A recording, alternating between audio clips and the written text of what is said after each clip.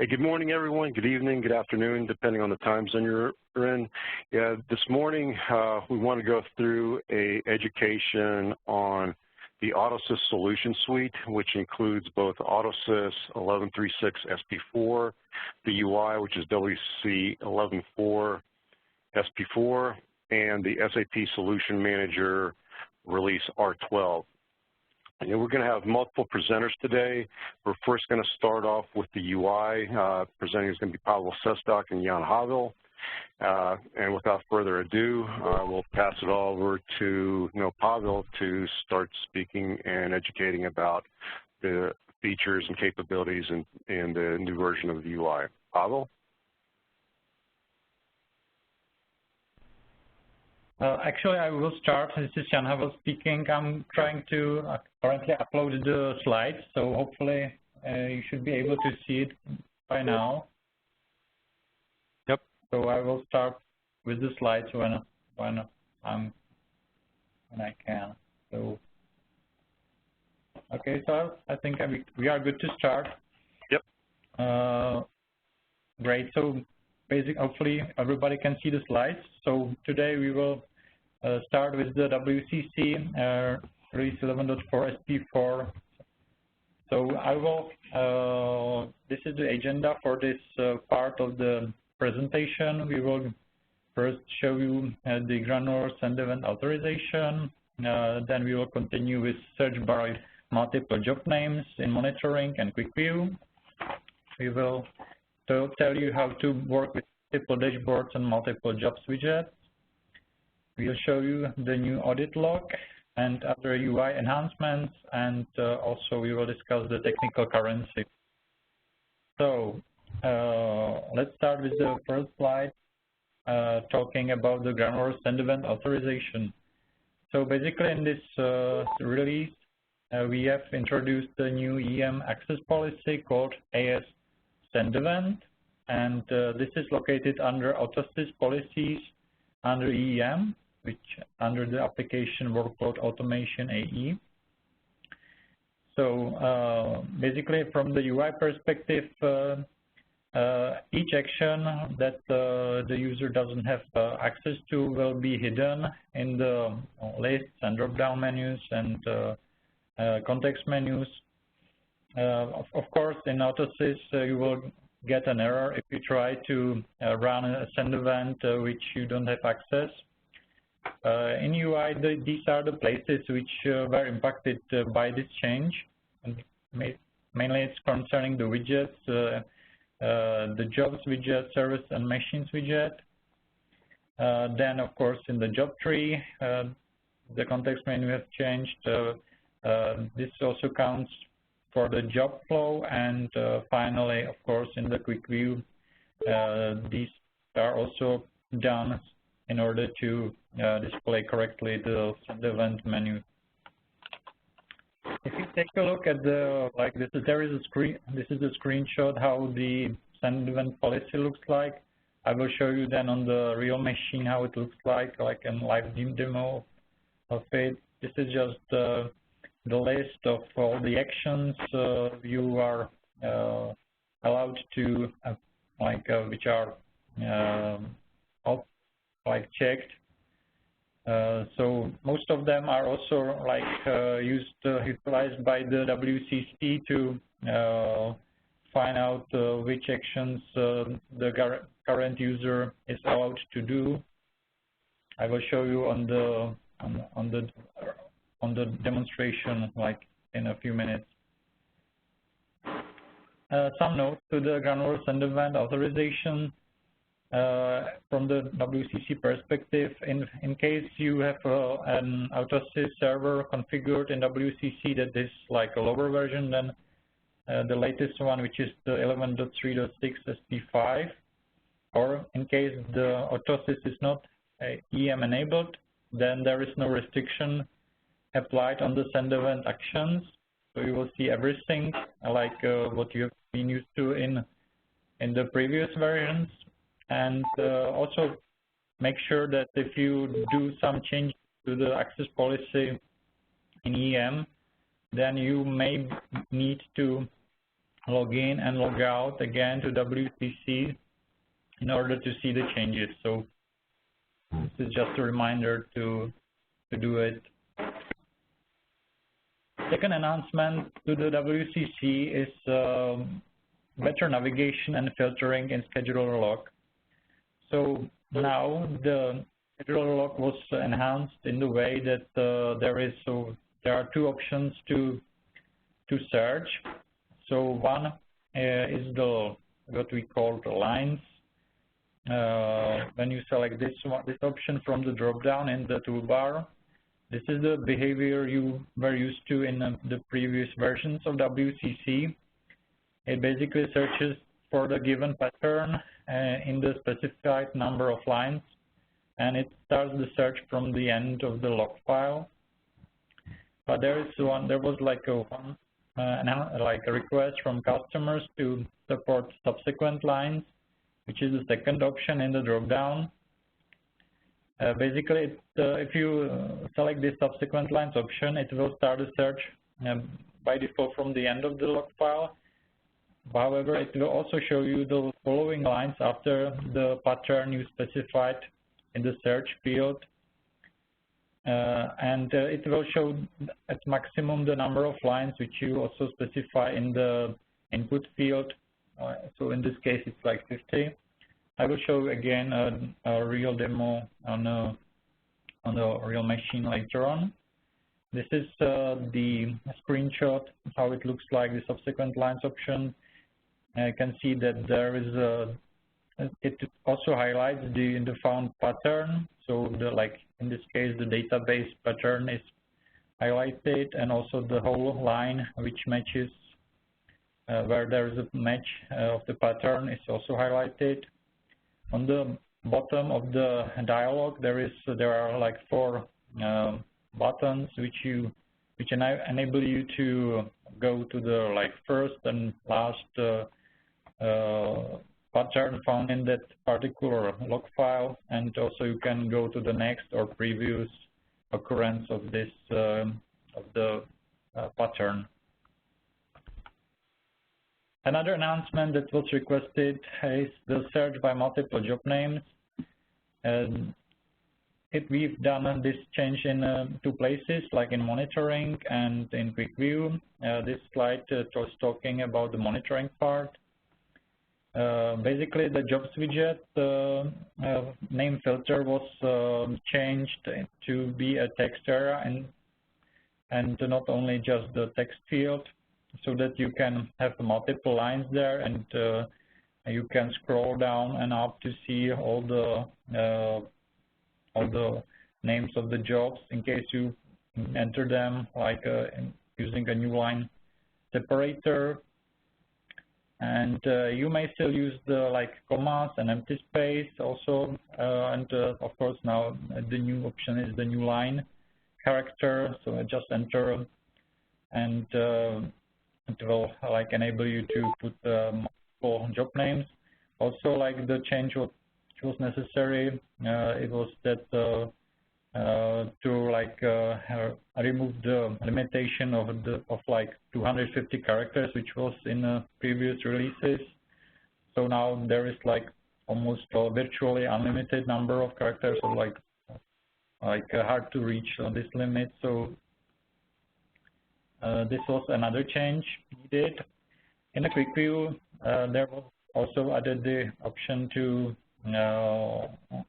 allow multiple job names here. So in the UI perspective, it hasn't changed. You still have this input field, but you can enter there the job names separated by commas or empty spaces. And you can also like copy and paste from some like email or whatever, a text file, like where there's the job names are separated by new lines. It will also, in most browsers, it will replace this string by these commas. Actually, this brings me to the demonstration part of these parts. So I will now try to share my browser. and try to show you how it looks like. Okay, so I will now we will talk about the granular send event authorization. So this is the EAM, and I will now try to log in. I will specify the application Workload Automation AE. I will put the username and password and try to log in. I will go to Manage Access Policies and select AS Send Event Access Policy. Okay, seems like, yeah, okay. I will choose this one, the ASL, for this current AutoSys, which I will show you. So here you can see how it looks like for our demonstration. I have disabled the alert, the actions for like comment, for start job, for machine online and machine offline, start job, like an cancel event or unsent event action. So for this particular user, EJM Commander, some of the actions are like disallowed. And I will now go to WCC machine and show you where the places where these actions will be actually hidden for this particular WCC. So I will select first this LTS server, which is the AutoSys, which it was used to change the EM policies. So I've chosen the jobs widget here, and if I try to open the context menu with the send event actions, you can see that some of them are like excluded here. For example, start and force start are not here, and the cancel event is also not here, just the send event. If I open the send event dialog, also here you can see that there is no start or start, comment is not here. So those all are like checked now with EM to make sure that the user has access to all of these send event actions.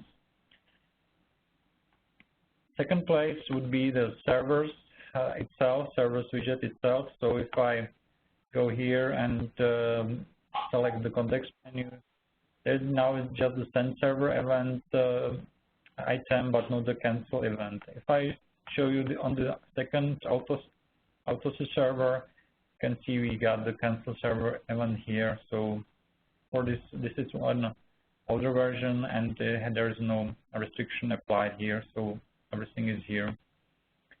Third place would be the machines widget. For this LTS server, I've already filtered out just the machines which are on this LTS server. If I go here, you can see that I got just this edit action, but I cannot do like machine online and offline. So these are also like restricted for this particular EJM Commander user. Another place is the job tree. So if I open the job tree for the LTS server and try to open the context menu with the actions, again, the same situation here. So only the actions that the user is like allowed to do are shown. And if I go to the views and we'll select one of the views which is on LTS server like this one, and try to show you the flow actually for this particular demo view. Again, here there is possibility to send the actions, don't send events. So here we have the same restriction done. And finally, there is the last place which is a quick view. If I select some of jobs on this LTS server, again, if I show you this drop down, only those like the allowed actions are displayed. C'est quel sujet? So this is everything for the Garner send event authorization.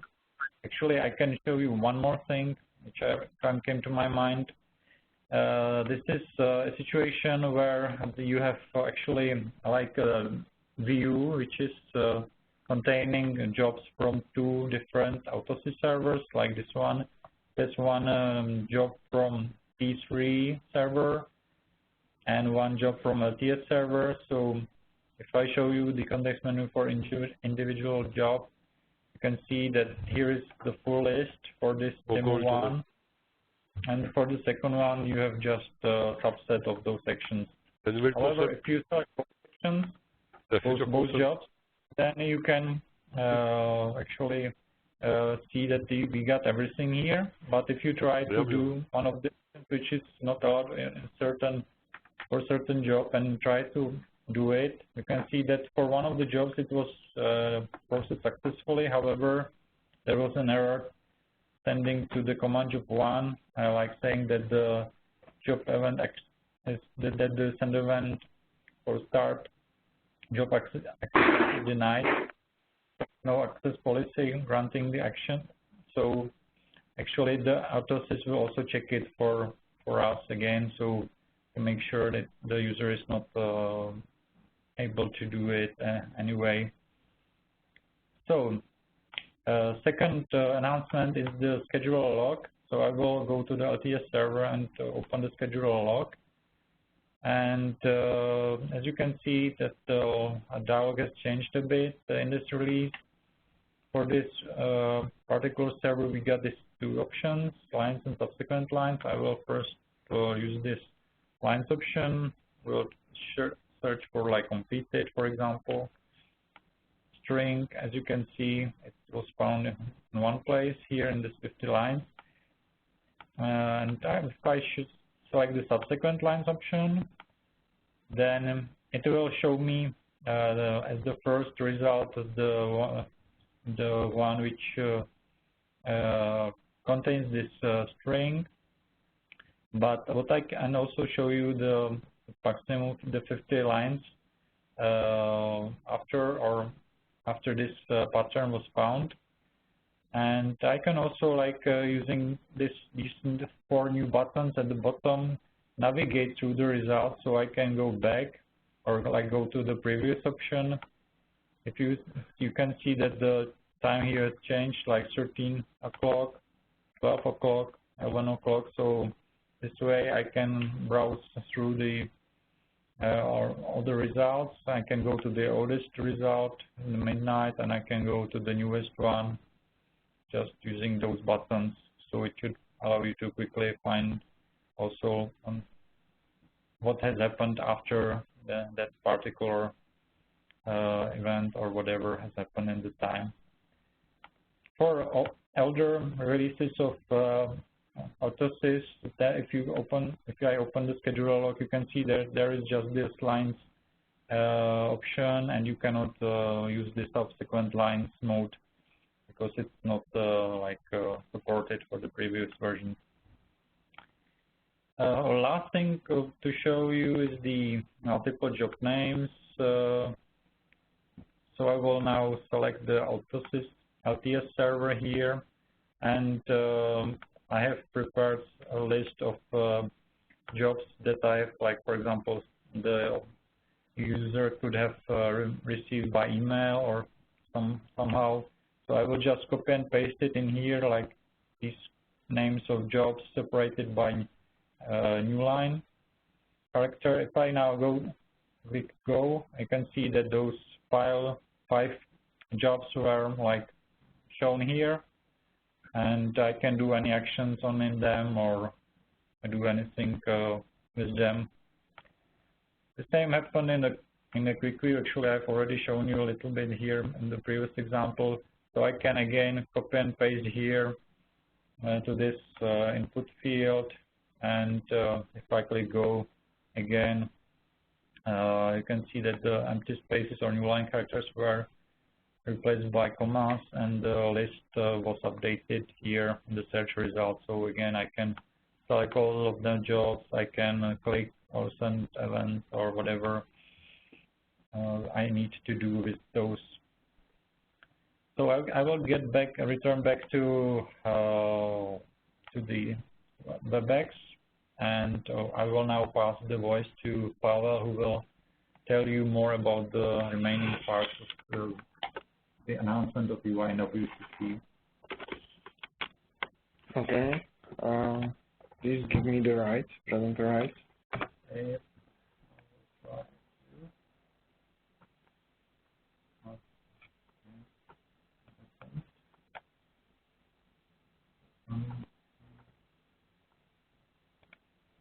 Okay, I got them.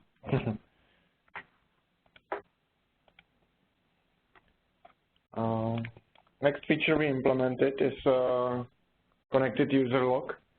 There was a request to track user activity, who was logged in and logged out, the times when does it happen, and some other stuff around. So basically, we implemented that functionality. There is a new folder in our log folder called audit, and in that folder there is audit log. It contains different kinds of user login using credentials, NTLM, or SandMinder, single sign-on. It also includes incorrect user logins if you provide invalid credentials or EEM is down or any other error. It contains user logout, timestamp, and that action. It contains user session timeout when a user is kicked off from WCC after timeout period happened.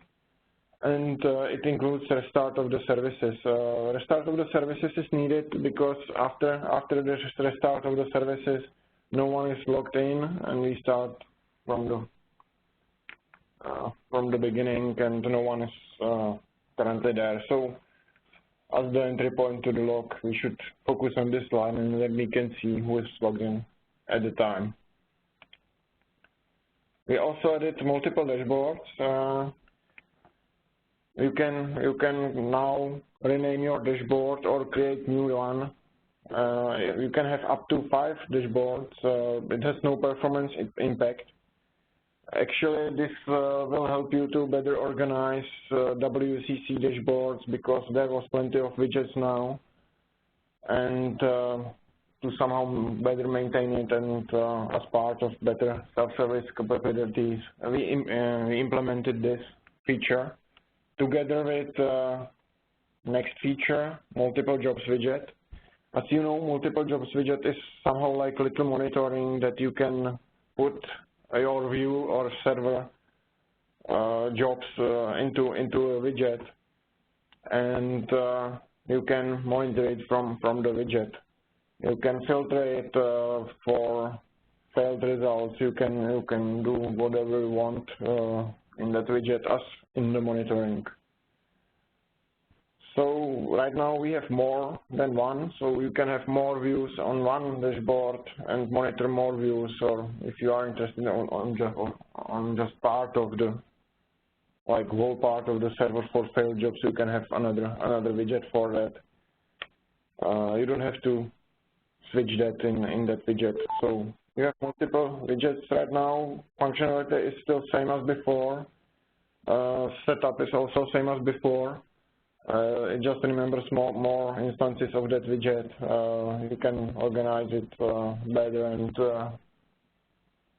and actually it's much better user experience with monitoring of jobs.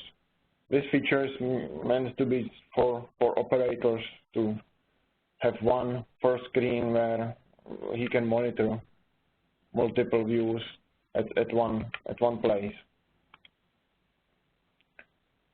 Another feature that we implemented is search by command in Quick Edit. For command jobs, now we can search based on command it executes. This feature is helpful for developers who do the applications in WCC. Actually, they can if they know the job that is running some script, but they don't remember actual name of the job or machine on which it's running, they can just search by the script and it will find the results based on that field. It works across all versions of Autosys. So basically, you can have this capability with a new version of WCC. You don't have to update Autosys version. But for other features, it's better. It's better always to have Autosys up to date. Another feature that we implemented that's part of Autosys work and our work actually is adding new attributes for Oracle job types. Concretely, it's operating unit and template name. You can see on the presentation Jill attributes how you can define these attributes in Oracle for Oracle job types. Actually, for a single request job, it's just instance, like these attributes are defined once for the job. For Oracle e-business suite request set, it's part of program data. So basically, it's you can add it several times for every program in a request set. This feature is available since this version of Autosys, and will be supported in future, of course. And as part of this story, we aligned other attributes with agent possibilities. So we added new possibilities and somehow increase user experience for Oracle job types definitions. Next thing that was done on Autosys and our side is a change in file trigger job that right now watch no change attribute is no longer in minutes, but you can specify if it's in seconds, minutes, hours, or days just by the suffix, just with the letter representing that time of the day. So basically, right now we can specify 114 seconds, and it will work in that interval. Another feature requested by customers was box level resources. So for now, you can define a resource for box jobs. As for any other job, it works the same way as for any other job, and we implemented that also in UI, that it's visible in quick queue as the attribute, and you can see in graphs that box has a resource defined. This feature is also available since the latest release of Autosys.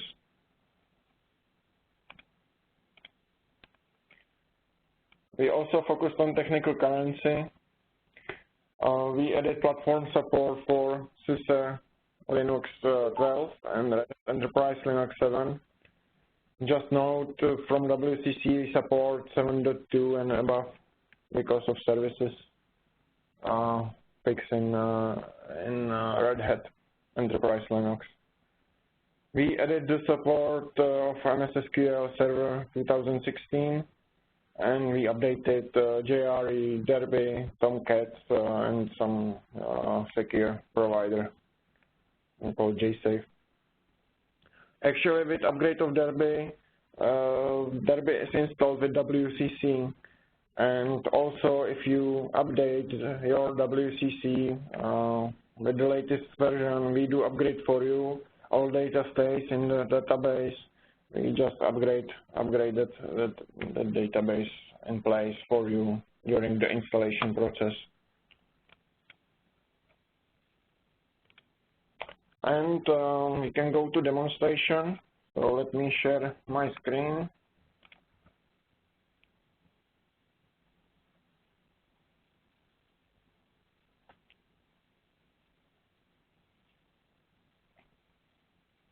Okay, now I can see my screen. Actually, audit log, as I said, it's in default location log audit, so I can display it. I can see several restarts of the WCC happened on this server. So basically, for example, here and here. The last one is what actually I'm interested in, because since last one, all users have been dropped. So I can see that EGM commander logged in several times and do the logout procedure.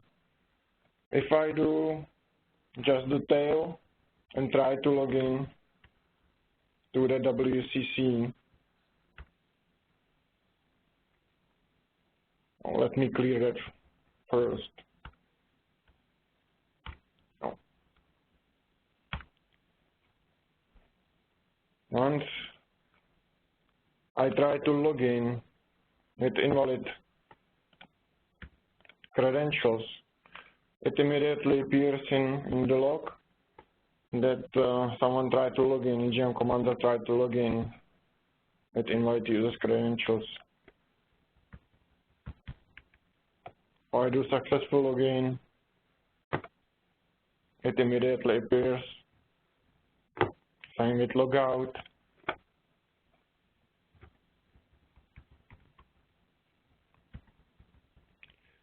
So users are able to monitor, admins are able to monitor other users, how they are logging into WCC and so on.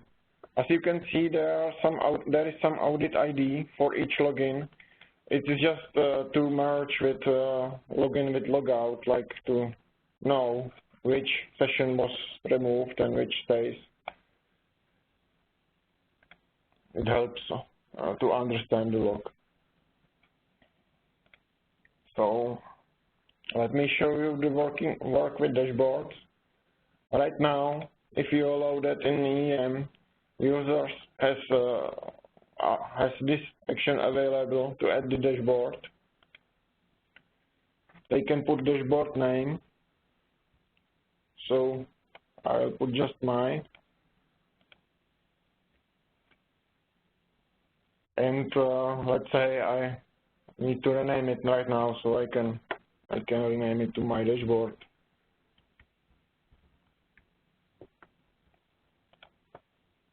It got renamed. We can say that this dashboard will be primary, so it will appear immediately after login. And for this dashboard, we want to see immediately jobs that are on server ASLTS.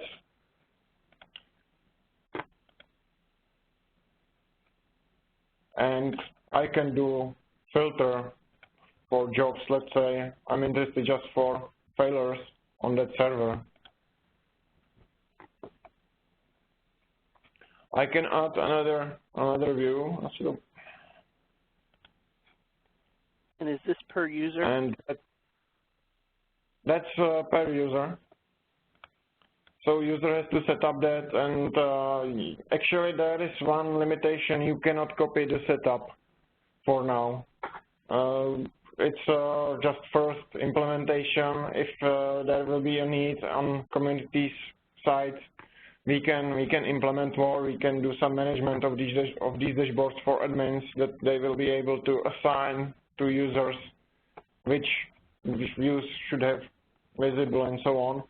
But for now, that's some, let's say, first implementation, and users can monitor jobs. So basically, on one I have views, on one I have servers. I can increase count. I can turn on auto refresh because I really want to monitor it once I log in. Actually, these errors are on different servers, so don't be confused. On this server, there are only 2 errors. On this server, there are actually plenty of errors. So if I do logout now, it's being saved. So once again, I will log in. It got loaded as the primary. There is my dashboard. All filters stays. Auto refresh stay as it was, and I can immediately monitor my views, my servers, everything what I'm interested in. I would recommend to have just like 4 widgets per page. More of them doesn't make sense. They would be like really tiny if there will be more.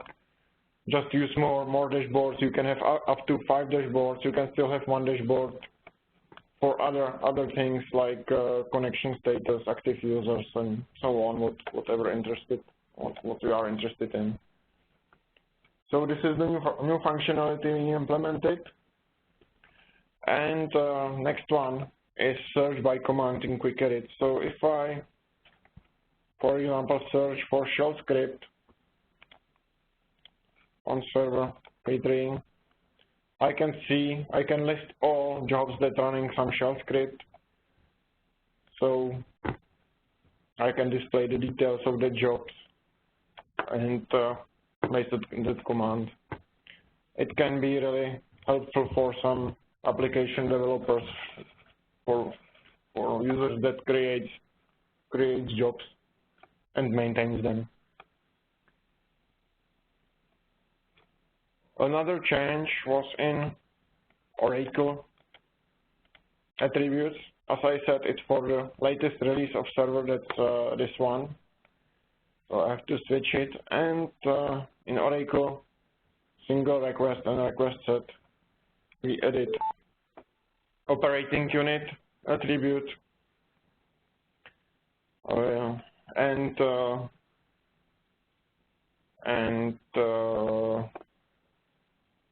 template name attribute that is here. Both attributes also can be defined in program data of request set job. Oh, that's not this one. Let's do that.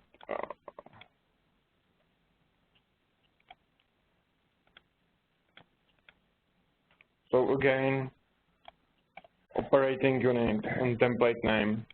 We can add several instances of program data, and in each there is a template and operating unit that user can specify.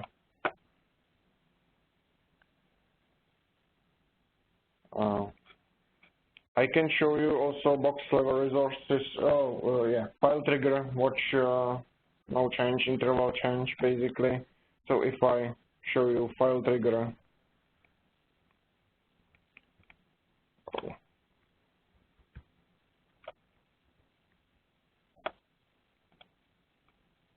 job. Actually, this is the old AutoSys server, so it's still in minutes. But if I switch to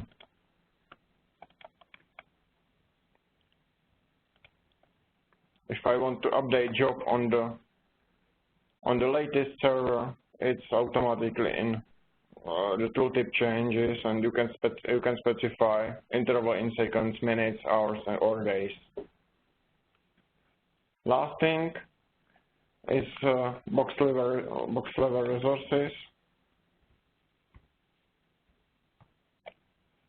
So if I search for box with resources, the job name, I can see that box has a resource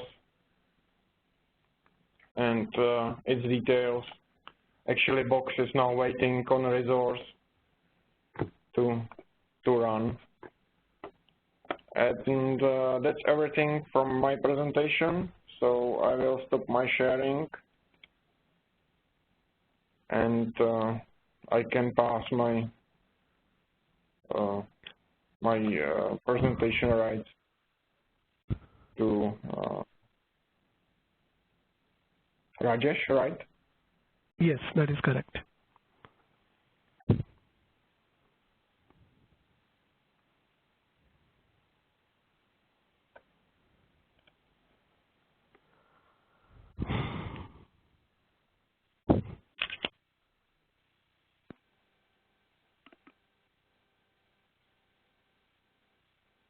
Okay. I got the presenter privileges.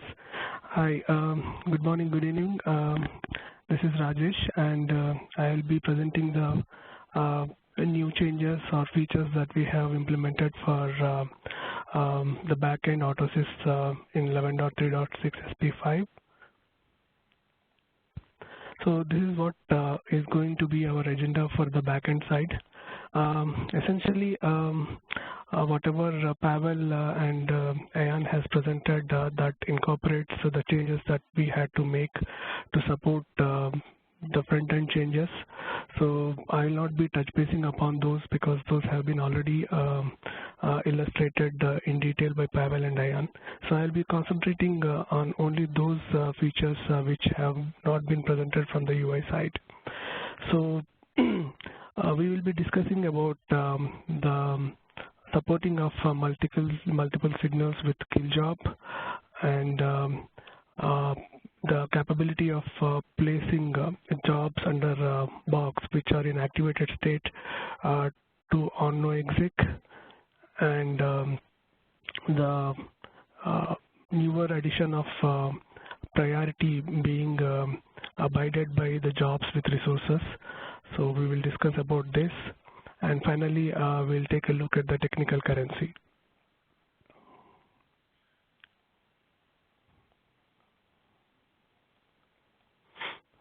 So essentially what we have done is we restored the behavior of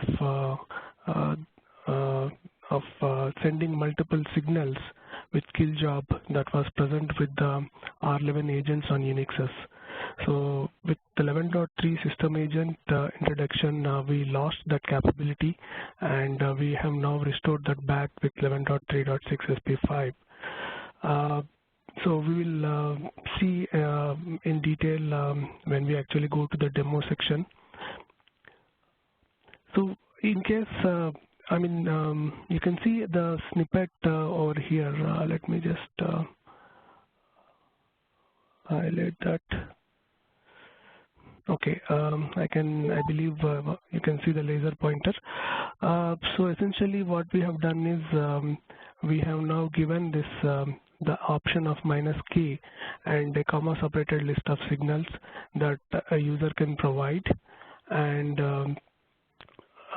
in case these signals are not provided at the command prompt, they will be read by the scheduler from the configuration file if they are defined against the configuration variable. And for this kill signals to work, there is an agent param which needs to be defined, and that is called os component.wrapper.exe.force. So this has to be set to be true and recycle the agent for this kill signals behavior to work. So this is about the kill job and the introduction of kill signals. Moving on, there was a requirement from the customer to have the capability of placing the jobs which are already in the activated state inside a box to on no exec. So we worked on this, and we have this available in 11.3.6 SP5, and as part of the implementation we had to make certain changes because the earlier behavior was not intuitive. We fixed a couple of usability issues from the point of intuitiveness. So the ones that are listed are present here. Like earlier, a job which was previously in success or inactive or activated state on no exec used to go back to inactive state, but now it retains that execution state as success, inactive and activated state. So essentially we are not changing the status of the job which was earlier in success or inactive. It retains those statuses. And for the jobs which are not in these states, like terminated or failure, those jobs will be reset to inactive. And a job which was previously in success state and it has been put to on no exec, we preserve the success condition for the evaluation of the downstream dependent jobs.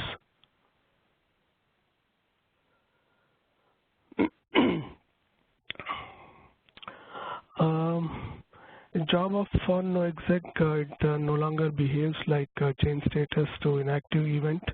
As I mentioned, if a job is taken off no exec, which was previously in on no exec, it now retains whatever was the last status of the job. Like if it is in success, it will be in success, inactive or activated states, whereas earlier it used to be reset to inactive status. So this behavior we thought will be more intuitive than actually switching all the jobs back to inactive.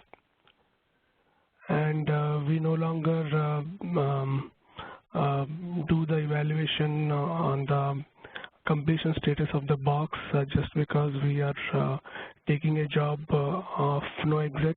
It will simply toggle the status of the job to off no exec, and it has no impact on the box evaluation logic. So you can see that we now have added an additional header called execution status for the auto rep output. What essentially it does is it also lists the current status of the job. Like in my case, I have put the box in activated and then issued a on no exec.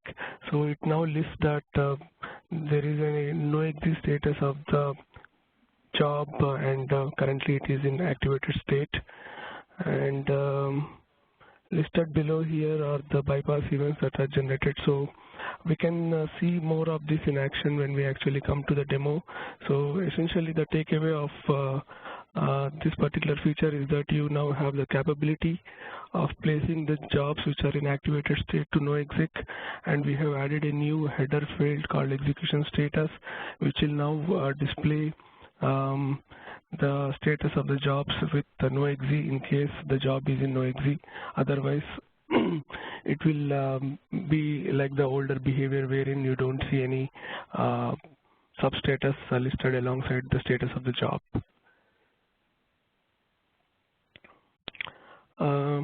Another change is that we now made the jobs which utilize the resources to abide by the priority. Earlier it was not the case. So now all the jobs which are consuming the resources and have a priority will go by the priority logic, and which means that you can have a high priority job in queue status and then a low priority job which is consuming resources can be prevented from the high priority job because the job is in queue wait status. So essentially priority is something that is now abided by the jobs consuming the resources. And to make the troubleshooting easier, we know that whenever there is a resource crunch or inability to find sufficient load units on the machine, we display a message in the log saying that a particular job is going to queue wait or rest wait because it could not get the sufficient load units, or there is a high priority job which is blocking this job from completing, or there is no resource available. So to find out as to what particular job is actually holding this particular job from going to the completion state, we have added a new option called -q, and this supports two modes, -q all and then -q job name. So essentially, if you know that your job is going to rest wait because a high priority job is in rest wait or in queue wait, you can now know as to what all jobs that are consuming the same resource or the same queue name, and what priorities they are in, which are preventing this particular job from completing. So all you need to do is key auto rep -q and your job name, and then there will be a listing in the order of the priority and the queue name that this job is going to run on, the status of the machine, and this is the status of the job here. It is currently in queue wait, and what is the load that this job requires, and how much of a load is available on that particular machine, and what is the maximum load that that machine has been defined with, and what resource it is actually defined with, and what is the requirement and availability per of the resources. So essentially, you can now get the entire snapshot of the entities involved which are causing a hindrance in the execution of the job.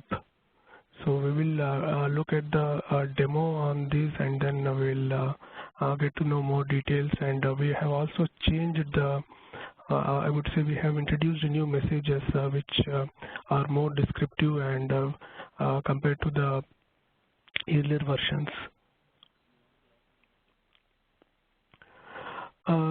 We also had made some augmentations to the existing APIs, as well as introduced a new API. So the one new API that we have introduced is getJobPredSuck. This particular API is responsible for getting you a list of all the jobs, predecessors and successors given a job name or a job ID. So essentially, it not only gives you the immediate predecessor, but it will try to fetch the entire hierarchy right to the point where the topmost job in the hierarchy has no more predecessors, and likewise is the case for the successor jobs. The bottommost successor in the list is retrieved along with the current execution run number against that particular job and the box that those jobs are contained in. This new API we have introduced for SAP Solution Manager. There is a demo after Autosys backend demo, wherein you will see how this API has been used, and you'll get to know how to get the hierarchy. Coming to the augmentations, the getJob runs with filter API. We have augmented that so that it returns now, in case if that attribute is selected, the list of the predecessor names of a job, as well as how many predecessors and successors this job has. So it essentially gives you a count of the predecessors, the successors, and a list of the predecessor job names given a particular job name or JOID. And one more change that we made to getJob runs with filter API is to add a new filterable attribute called QStatusTemp, and this essentially will get the details, job run details, based on the events processed time. So QStatusTemp stores the events process time, so we are adding now capability to this API to get details based on the events process time. This is again a requirement from SAP Solution Manager team. And finally, we augmented the getScheduler log API for more fine-grained control on the retrieval of the scheduler log lines. Pavel and Ian have already explained in the WCC demo as to how this particular API changes will now allow us to retrieve more number of log lines from the scheduler, and how one can go backwards and forwards now.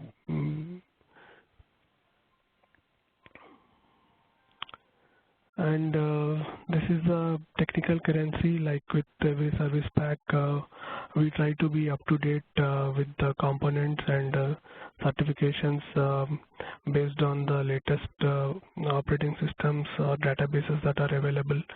So as part of platform support, we have certified Autosys engine on RHEL7, OEL7, and SUSE 12.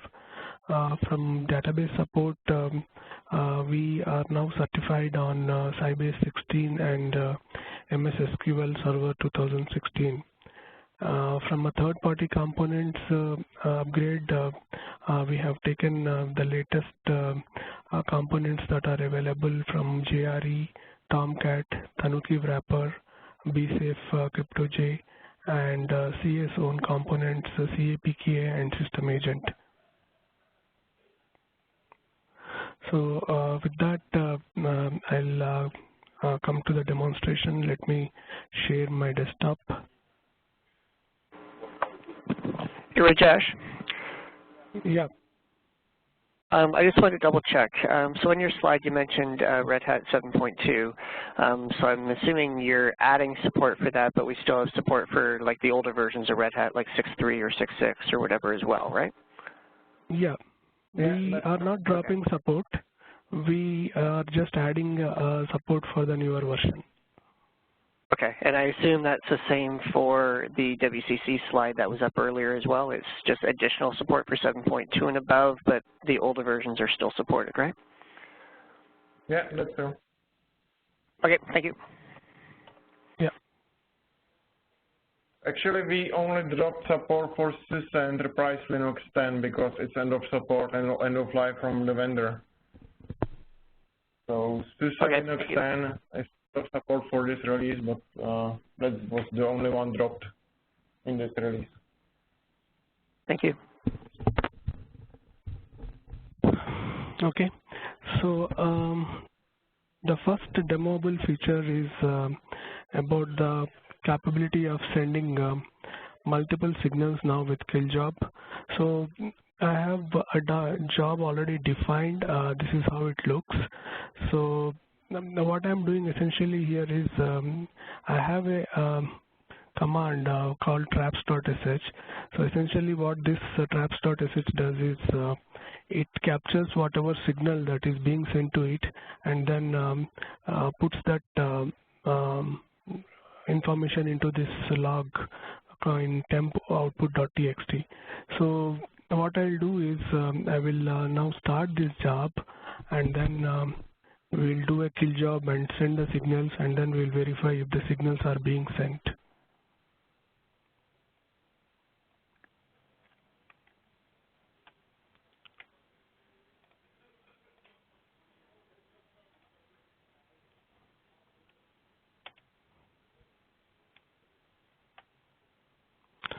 Let's see if the job is in running state. Okay, job has gone to running state. So what I'll do now is I will issue these signals 10, 12, and 15, followed by 9. All of them are comma separated. So I expect to see 10, 12, and 15 being called by my program here and the output being dumped to this particular file. And for the signal 9, I expect the job to be killed and the job should go to the terminated status after that. So essentially I want to see in the autorep output that my process has been killed with 9 signal.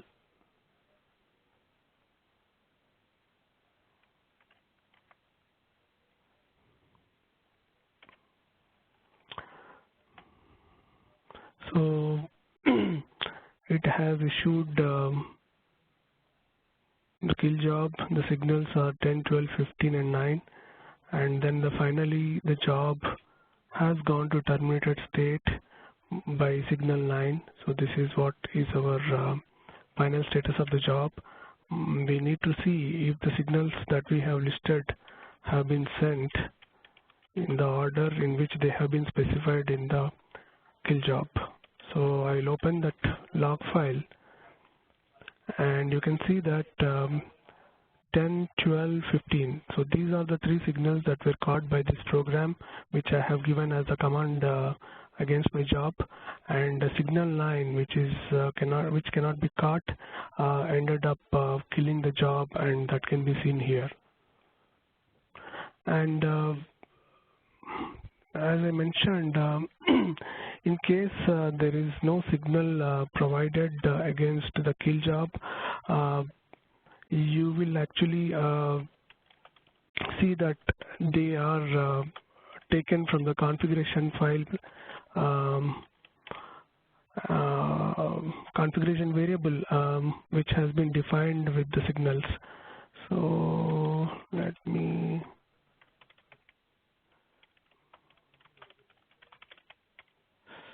okay. So in case we don't specify any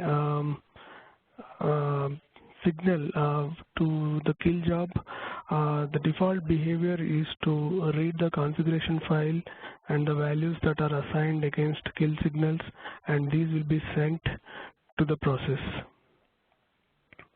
And that's set up per agent? Yes. Okay, thank you. Okay, so this is demoable thing that I had on the kill job. So now I will actually demo this feature where I mentioned now you can place the activated jobs to noexe. So I have this stream of jobs already defined, wherein there is a top level box, and this box has one child box containing 2 command jobs, and this top level box has its own 2 command jobs, top level box job 1 and job 2, and one of these jobs is dependent on an external job called demo trigger. So the purpose of this external dependency is to have my child box to go to the activated state and remain there, and then I can actually issue a noexe to these jobs. So let me first see what is the status of my demo trigger.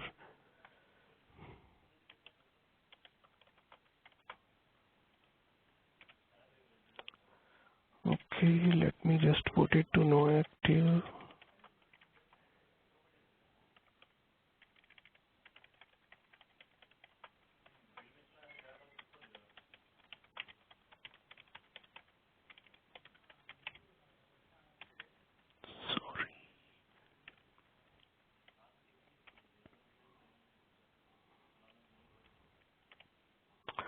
Okay, it is in inactive.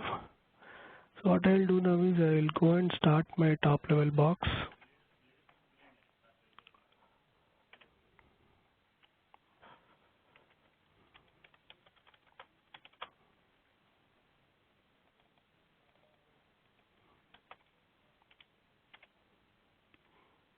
So I think these are already in noexe state. Okay. So what I can do is I can remove them on noexe, and I'll put them back in noexe.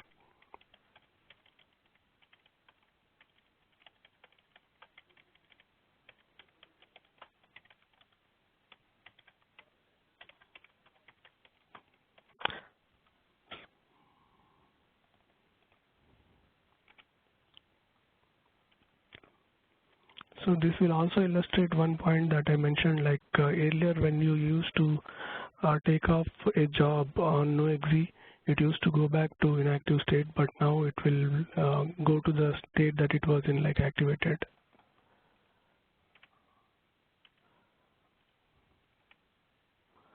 Okay, so this is the state at which I wanted the stream to be. So job has been in running state. Now let me put these jobs to on noexe.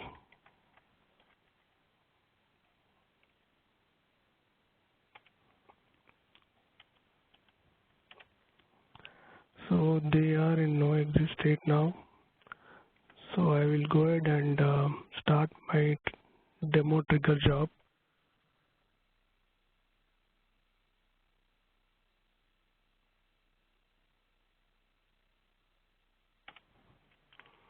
Okay, so you can see that all the dependent jobs which were in noexe, they have now gone to success, but the execution status of the job is still on noexe. So now if you see the detailed output of these jobs which are in noexec, you should see that bypass events have been generated for those. So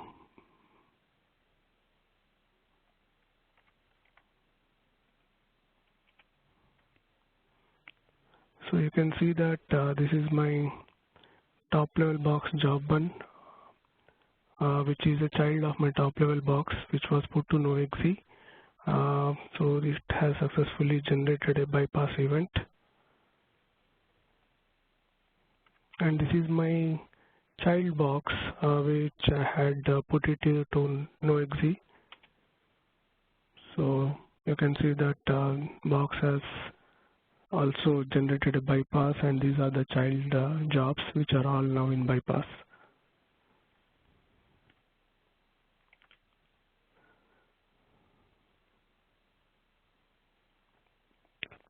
So that concludes whatever I had to demo on the noexec for the activated jobs.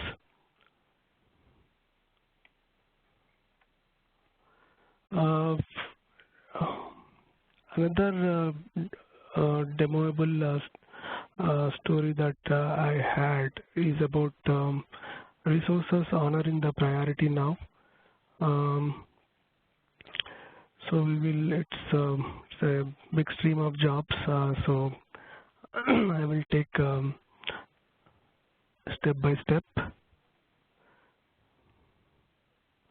So what I have here is I have a resource which is a renewable resource, and the amount that is defined against this is 12, and there is a job, demo resource job 1, which is consuming like 12 units, and each of these jobs, like from here to here, all are consuming these resources, and they are of various priorities and consuming various units of the resource.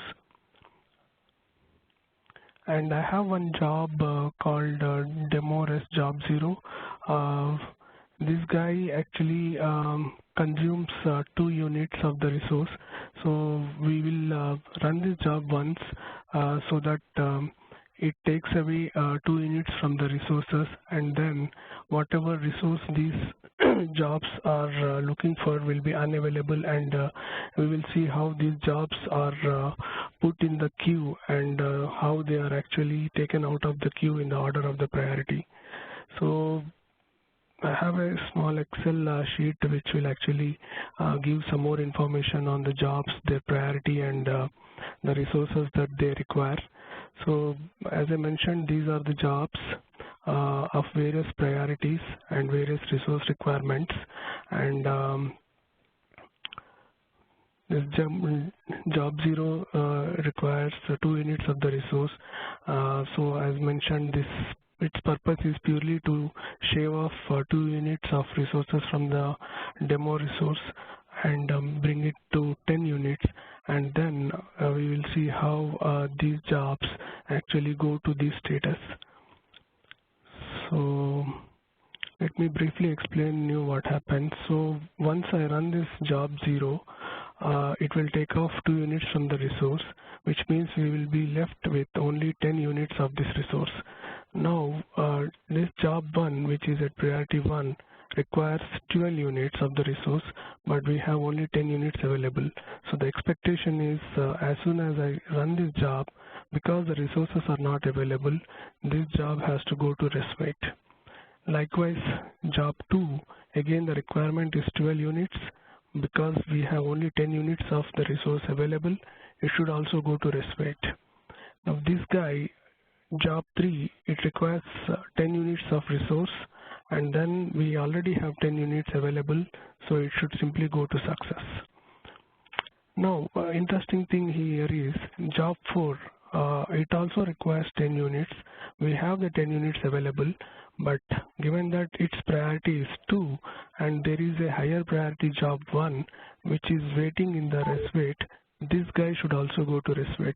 So what you see over here is just a description of how the job behavior should be once I actually start all these jobs. So let me go ahead and start these jobs, and we will see in parallel the scheduler log, so that we will see what kind of messages are being displayed on the log for each of the jobs execution.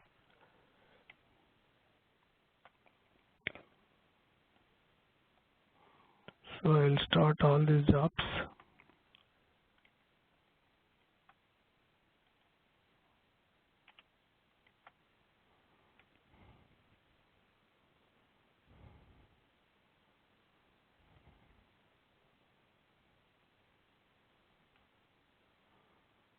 Jobs which can go to success are going to success, and whichever have their resources requirement not met, they will be pushed to the rest wait state.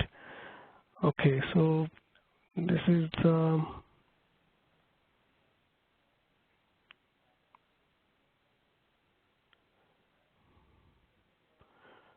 what we are seeing for demo rest job 1. This guy needs 12 units of the load, resource, and we do not have those many available. So the expectation is this guy should go to the rest wait. So it's doing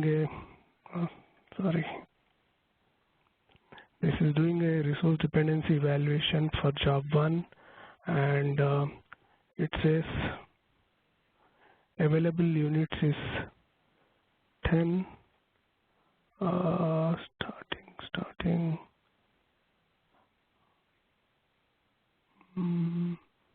Well, let me just show the log output. Let me just look at the output.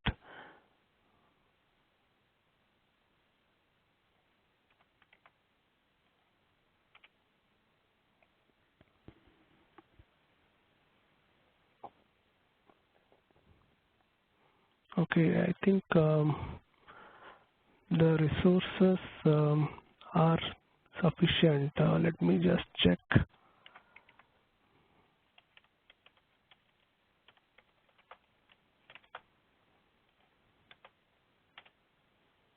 Okay, it has 12 units, so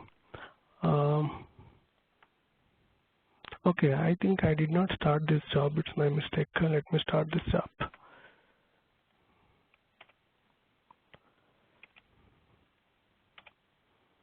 Okay, so now you can see that 2 units are shaved off from this, and we are left with only 10. And let me now start the stream again. Sorry about that.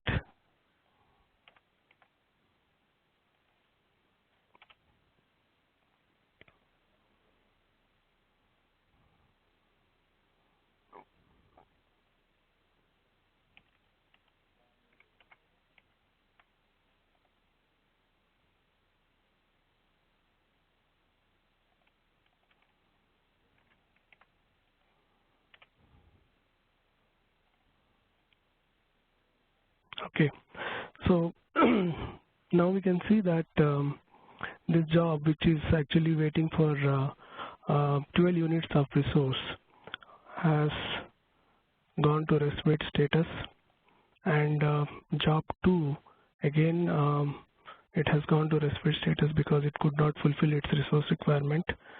Job 3, which we have seen, it requires only 10 units and priority is 1, so there is no high priority job preventing this job from going to success, so it went ahead and completed successfully.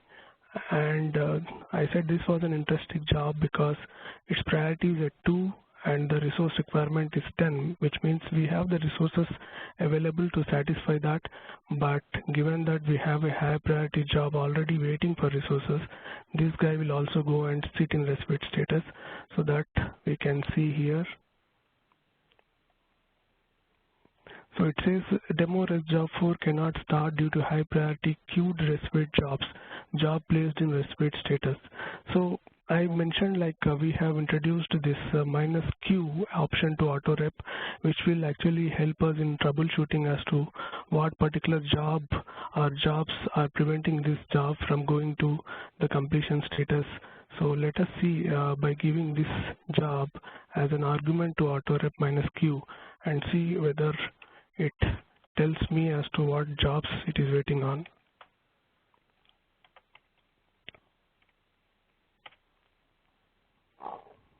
Okay. Okay, so this job is what I have explicitly asked for the report to be generated. So what it has given me is, it says that I have these many jobs which are ahead of me and are in actually received status. So this cannot complete because we have these jobs already in the queued status.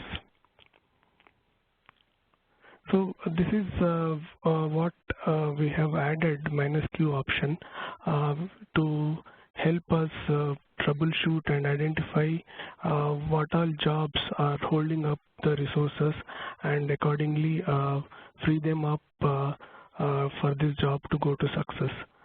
So let's see the log output. Like we have enriched the log with detailed messages which were not present in the earlier release.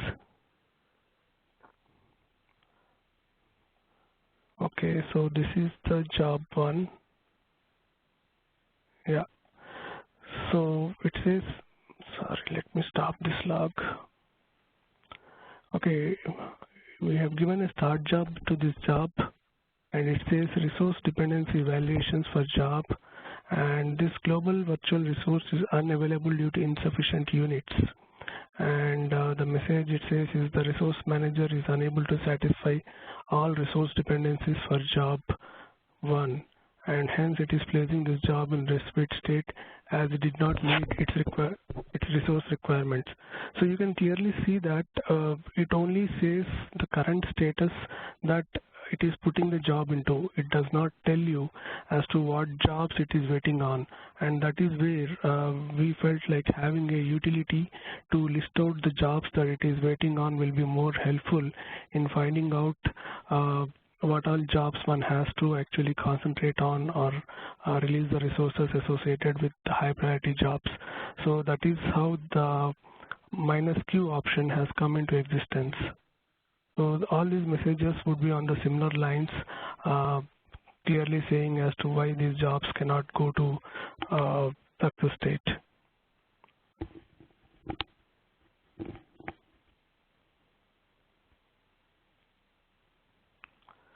So one more thing which I wanted to show is the order in which the -Q output is generated. It is based on the priority which you have already seen. When these jobs actually go to success based on the resources availability, they will do so in the order in which they are listed over here. So just let me show you that. So we know that the topmost job is waiting for the resource availability, and the requirement is 12 and the number of units available are 10. So what I'll do is I'll go ahead and increase the resource units against the demo resource, and then we will see as to the order in which these jobs will come out of the queue.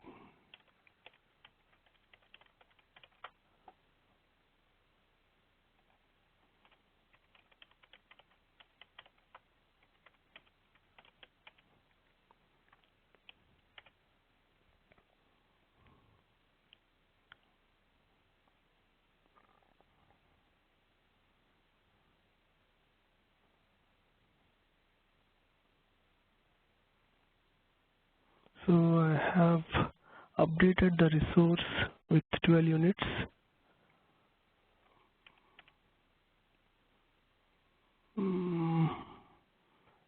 Let's give a minute.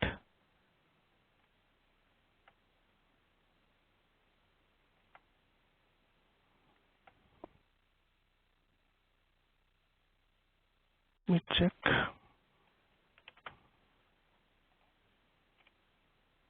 Oh, those are still,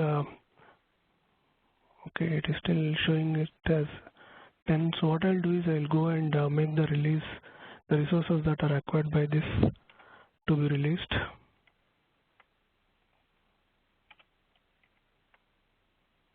Okay.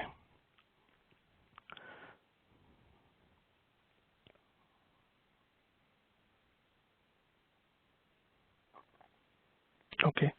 So you can see that these resources availability now has brought the jobs from the rest wait status, and the order of the execution of these jobs is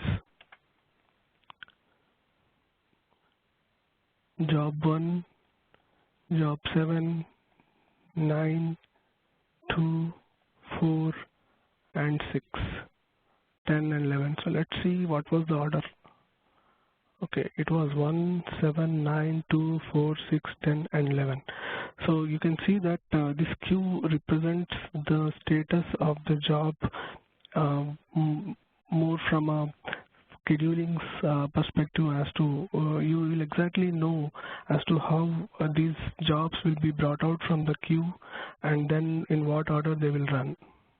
And you can as well have cases where a job which is in rest wait can go to queue wait, and from queue wait to rest wait, and so on and so forth. So it all depends on the availability of the resources and the availability of the job load. So you can expect cases where a job which is defined with both job load and resources can go to the resource wait first, because the resource units were not available. On making those resource units available, and then during that time frame, for some reason, if the job load is not sufficient for this job to go to success, it can then come out of the rest wait state and go to queue wait state, and then it can as well go to rest wait depending on who is consuming the resources at that point of time. So this switching of the states of the job from rest wait to queue wait and vice versa are possible. Okay, so I think this is all I had from the engine side to demo.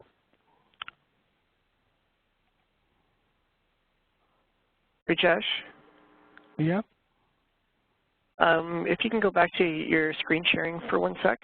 I just had a question. Okay. Okay.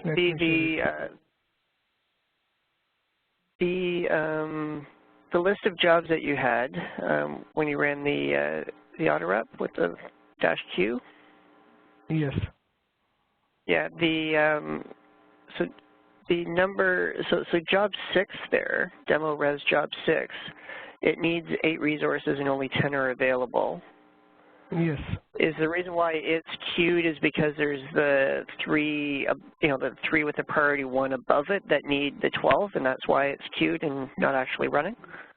Yes, that is correct. Because priority is a priority which is global across jobs, and when you have a high priority job which is stuck in rest wait, it is not intuitive for a lower priority job to bypass that and go to execution. So purely because there is a high priority job waiting in the rest wait, this job has gone into the rest wait state. Okay, so if they were all priority 2, for example, then that job 6 would have actually written, right? Yes, in that case, I mean, if it is the first guy to come in, then the required resources are already available, so it would have gone to success easily. But if there are already priority 2 jobs which are waiting in rest wait for some other reason, then most likely, I think your understanding is correct. I got it wrong, right? So if it is a priority 2 job and you have only priority 2 jobs waiting in the queue, then this guy would have gone to success. Okay, perfect. Thank you. Yeah. So let me stop the sharing, and the next presenter would be Bhaskaran, who will be demoing the SAP Solution Manager product. So let me give presenter privileges to him.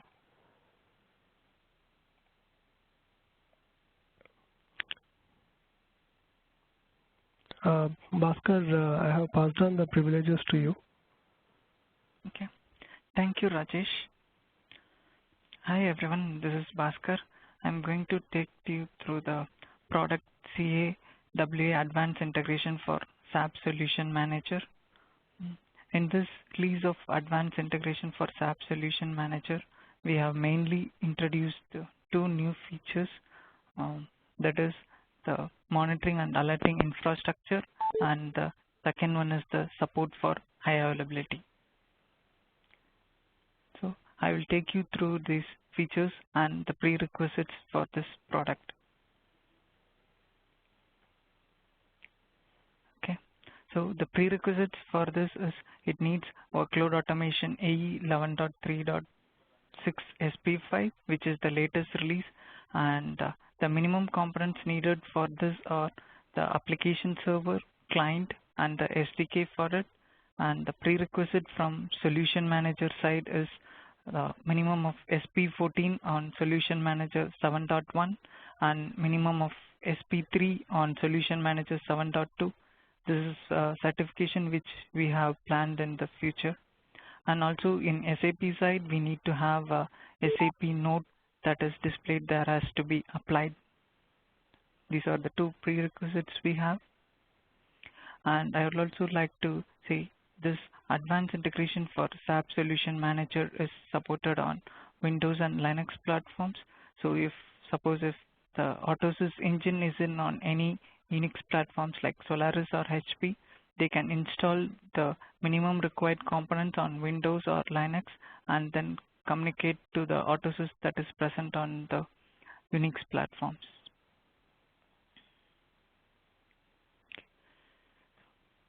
Coming to the features that have been introduced in this release, MAI is one of the features which stands for Monitoring and Alerting Infrastructure. Monitoring and Alerting Infrastructure is a unified way of monitoring the SAP jobs that is present and also monitoring the technical monitoring. So they have SAP has unified the way of doing technical monitoring and business process monitoring in SAP Solution Manager 7.1 SP12. So with this release, we support monitoring using the MAI framework. So business processes can be monitored using MAI or using classical business process monitoring, which were present in the previous release now. In previous release of this advanced integration for Solution Manager, the workload automation jobs are added to SAP business processes and then monitored from there using classical BPMon.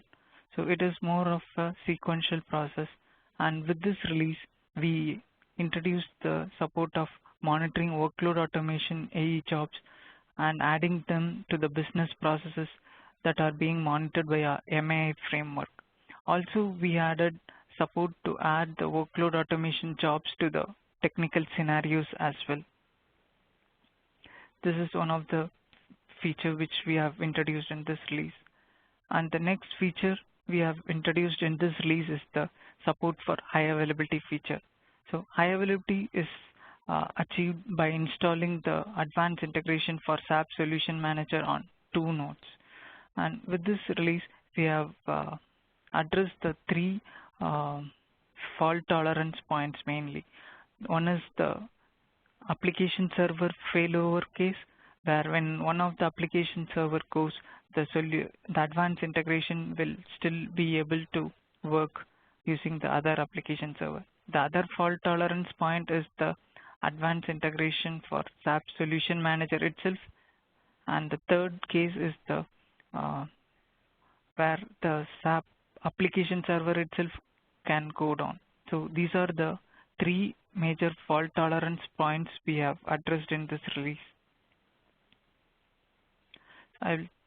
So when one of the application server workload automation AE application server goes down, the other application server will be responsible for processing the request when the Autosys is configured in HA. So the second point of failure is the RFC server. So when one of the RFC servers on one node goes down, the other one will start processing the request. So the third point of failure is the SAP application server, where in case we need to configure with SAP logon group.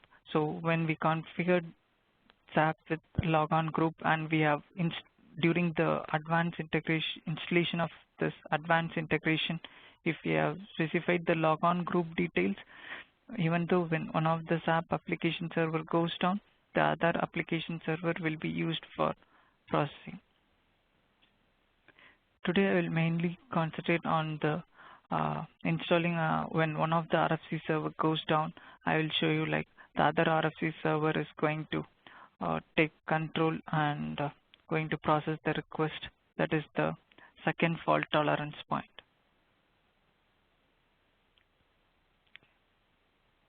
So now I will go ahead and demo these two features to you.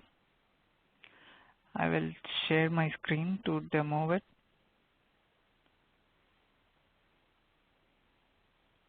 Okay. The first feature I am going to explain is the MAI feature. I have opened the SAP Solution Manager configuration or Solman setup here. So I'm going to use to create monitoring objects. I'm going to use the technical monitoring, and then I'm going to add my jobs to the technical scenarios. So for this, I select this technical monitoring here in this page, and I select the job or BI monitoring here down below. So, and then I use this job monitoring. So directly I go for this define scope option, where I can see all the technical scenarios that are there. Here you can see all the technical scenarios that are present. So I'm going to choose a scenario, this one, and then I am going to use add jobs to my technical scenarios. So I can add workload automation AE jobs to my technical scenarios, or it can be added to a SAP business process itself. So in this case, I am just showing how I can add the jobs to the technical scenarios. So here I have three options. You have to select my SMSC job, and I have to specify what are the alerts I want to configure for, and also I need to specify what is the notification mechanism I need. Either I should create an incident or either I should create a notification. So I'll go ahead and add a job to here. So I need to click on edit. Now it allows me an option to add jobs here. This got enabled. I can select option like add from external schedulers, which is going to connect to AutoSys, and then it is going to list the jobs that are present there in AutoSys for me. Okay, so I get this select SMSC job screen where I can select my RFC destination. So this RFC destination is responsible for communicating with SAP SAP Solution Manager, as well as Workload Automation AE. So I have selected my destination here, where this is my destination that was created by the Advanced Integration Installer, and Q is the field stands for the machine definition fields. I'm selecting the machine as this one, and if I know the job name exactly, I can just type in a job name and then click on find button. Else I can use the value helper here. So I have typed the job name and I have clicked the find button, and I am expecting it to return the job runs that are there for this particular job.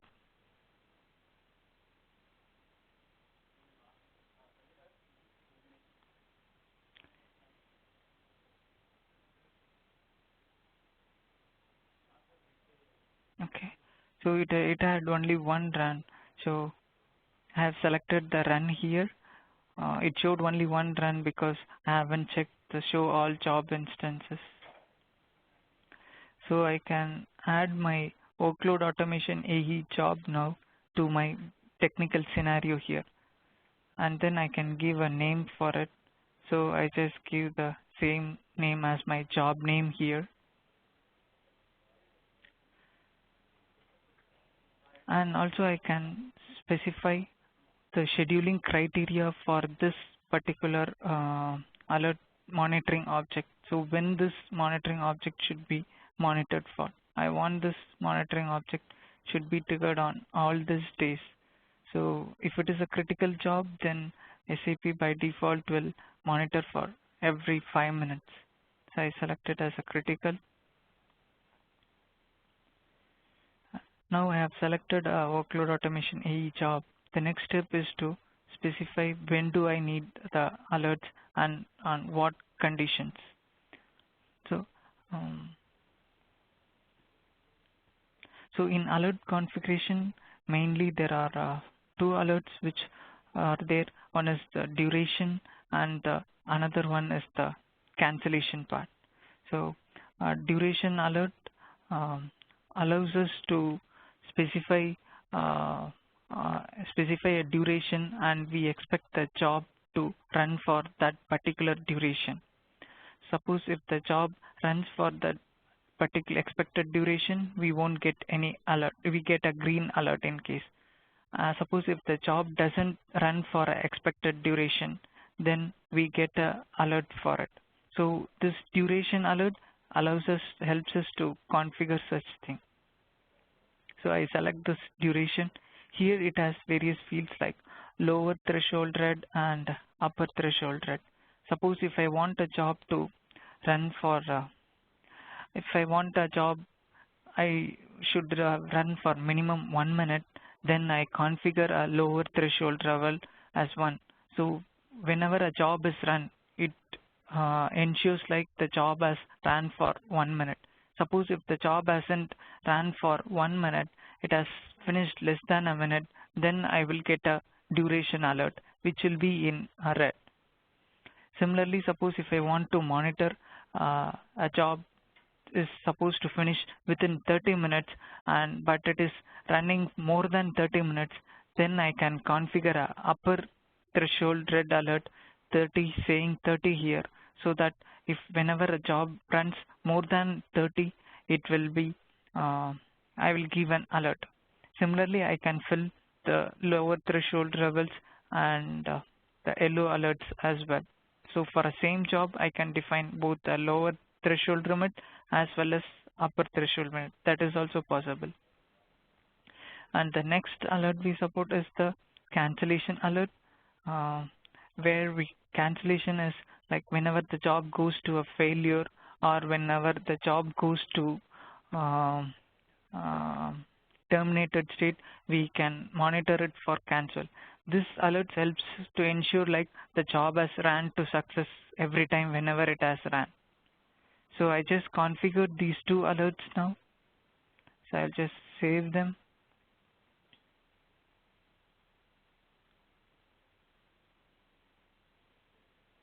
I have saved them, and the next step is to, after saving it, I need to activate this particular monitoring object. So now this particular monitoring object has been added to the technical scenario here, which is highlighted here, and I have currently activated it. You can see the monitoring job has got generated and it has been activated. So the third part is when before activating, we can configure what are the type of notification we would like to have. The notifications that are supported are being listed here.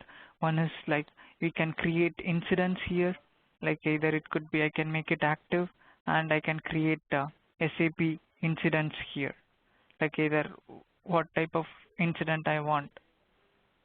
That can be configured. And the other thing we have here is the notification settings, where we can configure for email notification or some other notifications. So before that, I'll just trigger the job which I have just added for monitoring.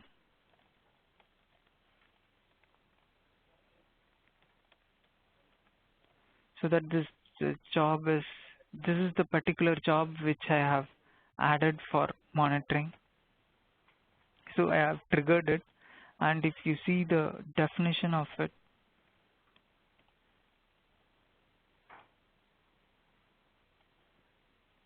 so it runs, it's just a simple test job which runs for less than a minute, that is for 20 seconds.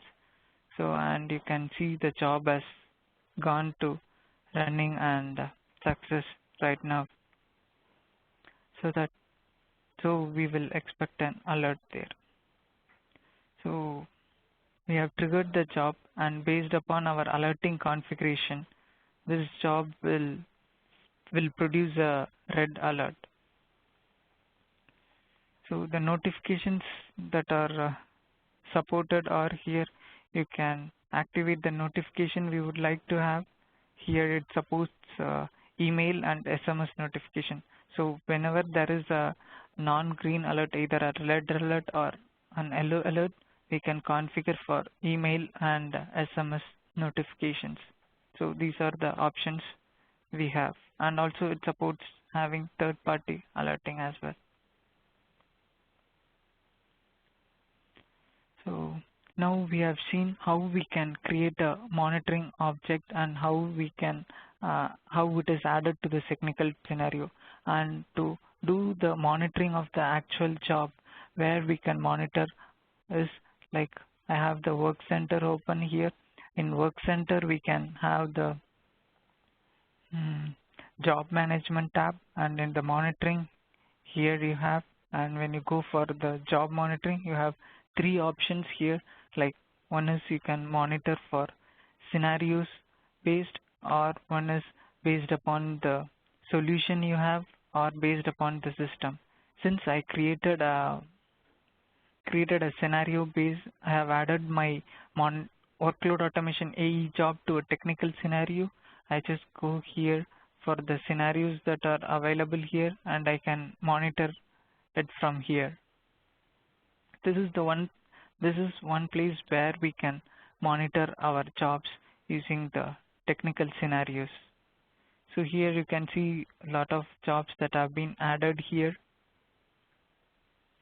So this is the job which we currently added now, and we haven't got any alert for the reason like minimum we need to wait for 5 to 10 minutes for the monitoring to be triggered and the data to be fetched from AutoSys. This is from SAP.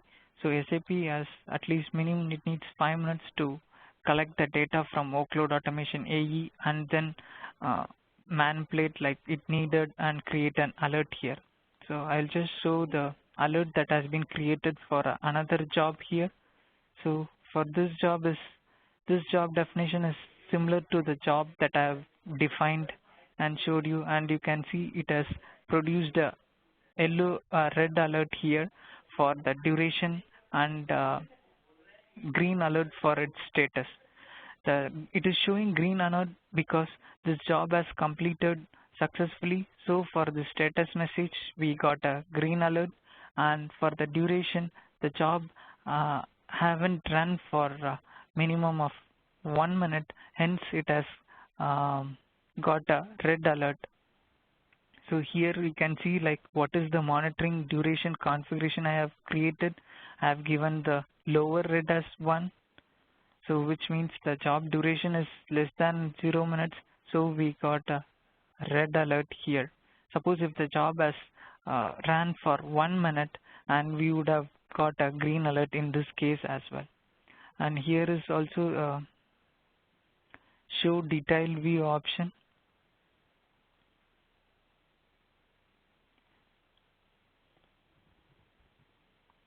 So where you can see the job details like job name and its parent definition. This job doesn't have a parent, so you don't see all its details. Suppose if we have a parent details, then it will be displayed in a tabular format with levels indicating 1, 2, 3. And you can see the duration of this job is less than a minute, 51 to 11. So hence we got a 0 for the duration, and a red alert has been appeared. Okay, so from here you can the user can see what are the alerts he has defined.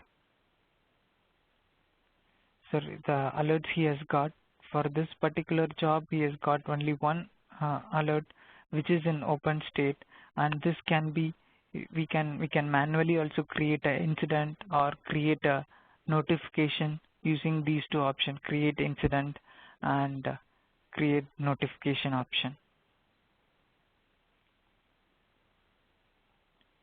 Okay. So similarly, the other place where we can monitor for alerts is the unified alert inbox, where all the alerts can be seen at one place. So it is also another place where we can see the alerts that will be displayed.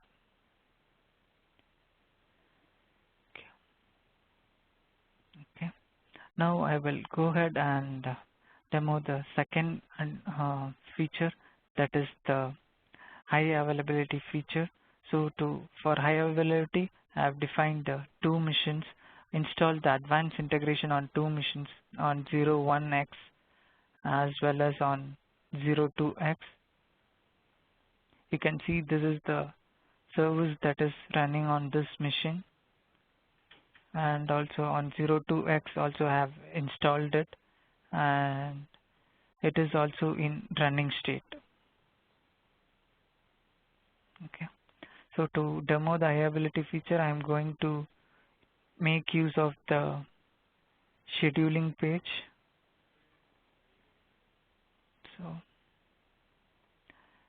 this is the scheduling page where the user can schedule workload automation AE jobs. When this two servers are in running in high availability, and when one of the server goes down, we should be able to create new jobs, or the alerting system infrastructure should work without any problem. So I am giving the SAP details, like its technical system details. I am selecting the scheduler as SMSC, which stands for the external schedulers, and then here I am choosing the RFC destination.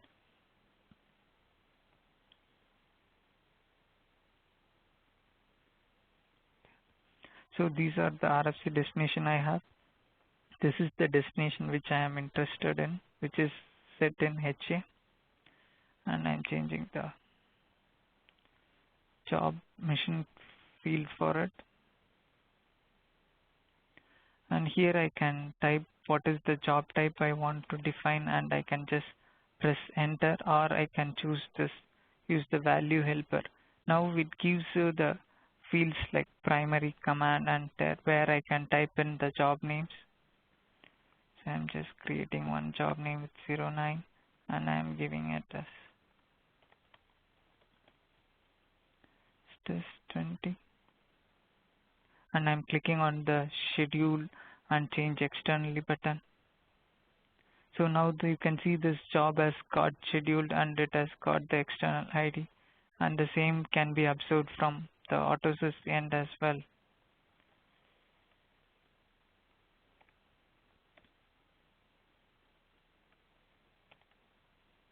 So here you can see the job got 09 got defined, and it has the command as test-t, and it is there.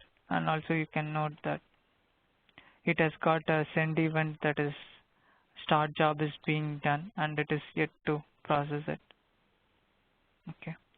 While it is there, I'll just kill one of the RFC servers that is processing the requests.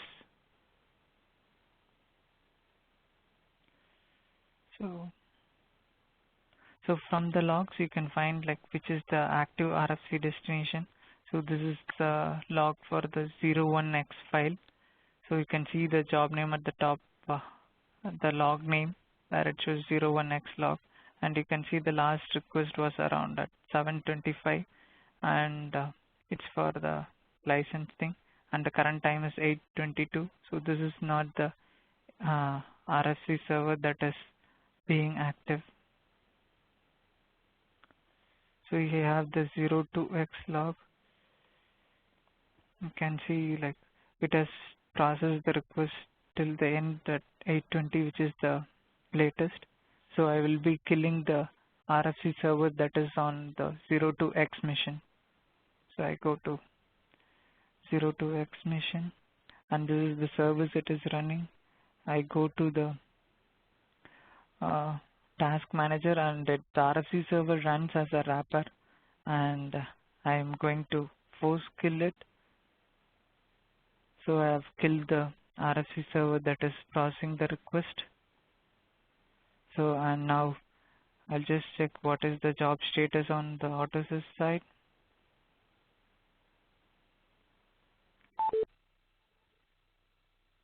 You can see from the AutoSys side the scheduler has processed this unprocessed event, and it has processed it. So now I'm going to refresh this. So you can see even though one of the server goes down, the other has processed the request, and it has given the completed status on this UI. Based upon the operations the user is performing, we might see minimal disturbance when we are in high availability and one of the RFC server goes down. Similarly, we can do a reschedule of the job.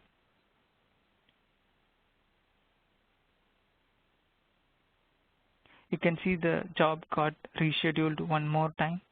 So this can be observed in AutoSys as well. You can see there is another start job that has been processed, put into the scheduler. Now scheduler is yet to process this request. So this is how the high availability works. Like when one of the RFC server goes down, the other will take control of it.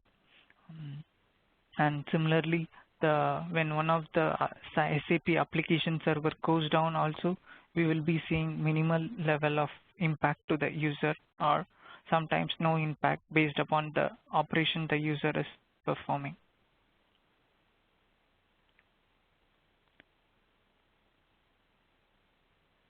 Okay, so I'll just go. I'll just stop sharing.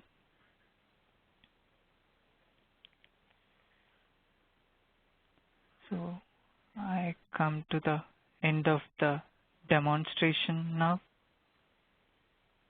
Good. Thank you, Bhaskar. Any questions we have on the features that we explained during the whole presentation, whole demo?